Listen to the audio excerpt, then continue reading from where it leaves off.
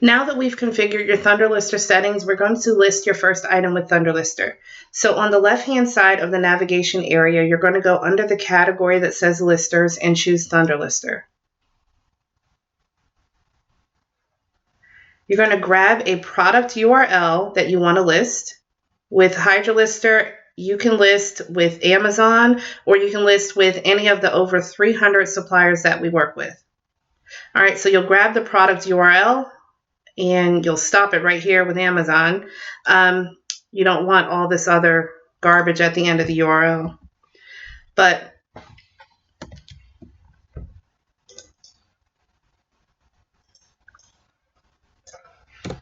so what you'll want to do is grab your product URL. You can use the whole URL, or you can just use the ASIN number. It doesn't matter. With HydraLister, you can use either one.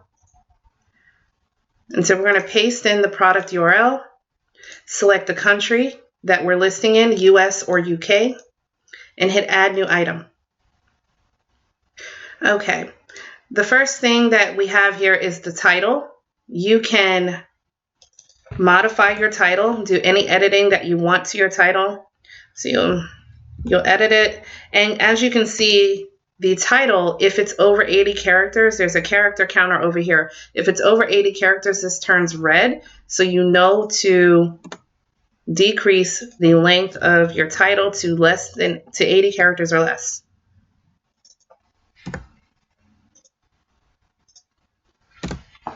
This is a rather long title.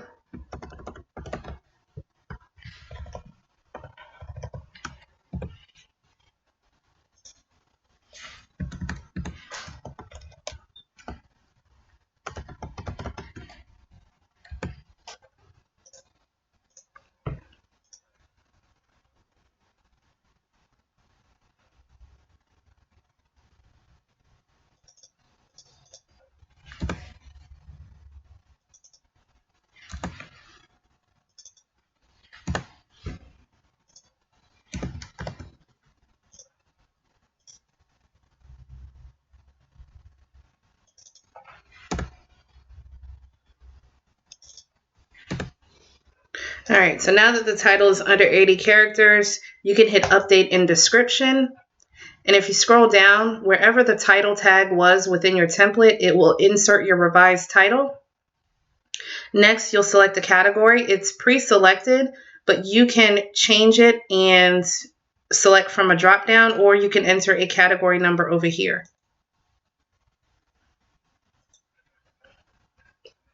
All right, and then you'll see that your desired profit percentage is entered here. This is based on your settings in the ThunderLister settings. But if you click on the profit calculator, it will show you the price at the supplier, and based on your desired profit percentage, what your estimated profit will be, and what your listing price would be if you wanted to set this at break even. So you know, I at least want to list over this amount to make a profit. All right, you have the ability to edit and just type in a price. If you want to list for a certain amount, you can just type in that amount here, your selling price, or you can type in the estimated profit that you want to get. Okay, you can type in the desired profit percentage that you want to get, and all of these numbers adjust for you.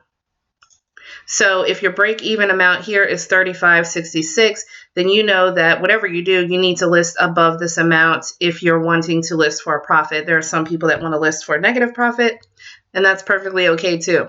So I'm going to go ahead and leave this item at my desired profit percentage and hit Use the percentage as your profit margin. Okay, that creates your formula.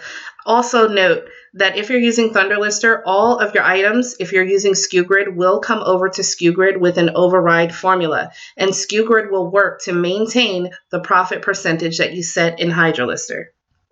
All right, and as you can see, the UPC code is already filled in if it is known from the supplier information. You can change this. If you pre-purchase UPC codes from HydraLister, you can just click this button. It will insert a new UPC code here. If you have your own UPC codes, you can also put them in. You can fill in the manufacturer part number, which is usually like a model number or something like that, but you can also enter in keywords here.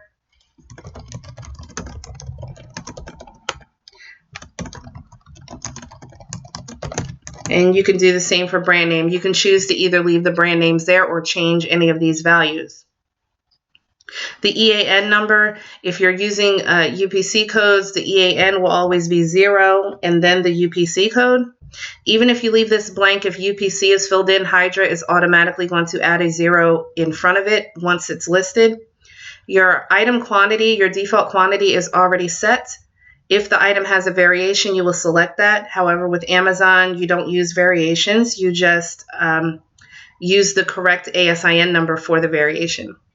Your handling time is automatically set, but you can change it. You'll notice that your listing duration is set, your condition is set, and your location is here. Any product dimensions are here, and you can change your business policies that are attached to this listing if you want to. Next, you'll see that you can edit your images. Here are your images that will appear in your listing. So if you click the pencil icon, this will allow you to edit your image. So, one of the popular features is to flip or rotate the image. So you would click orientation, then click this mirror and flip the item. You see how that flipped? There we go. And hit apply. You can also use any of the other editing features. You can add text if you want to add somewhat of a watermark. You can put your store name in here. And then you can make that smaller and drag it where you need it to go within the image. Okay, then you would hit apply. Once you're done making your changes, hit save. All right, so the image has been edited. Next, you have ability to rename your images if you would like. And click OK. That's using the tag button. All right, and if you had a different image that you wanted to become the main image, all you do is hit the star button. Oops. Right here. And now that image is now your main gallery image. All right, and if you don't want to include an image within your listing, you can uncheck it. And now that listing will not come through, that image will not come through with the listing. You also have ability to upload new images. Just click upload new picture and follow the prompts to upload new images. All right, and then here you can just edit the description as much or as little as you like. And I'm going to take some of that stuff out of here. All right, so now your listing is ready to go, and all you have to do is come down and click list item. Once the item has been listed, it will tell you item was listed, and it will be exported to SKU within 15 minutes. If there are any warnings or error messages, you'll see them here. If you're using business policies, you will see this PayPal warning here, but it means nothing. Just ignore that. The item was listed. It now appears on your item list at the top. Okay, so there's the URL for the item. This would be a direct link to your eBay listing, and you'll see the country, that the status of the item is listed, and that it's still pending export to SKU Grid. All right, and now you've listed your first item.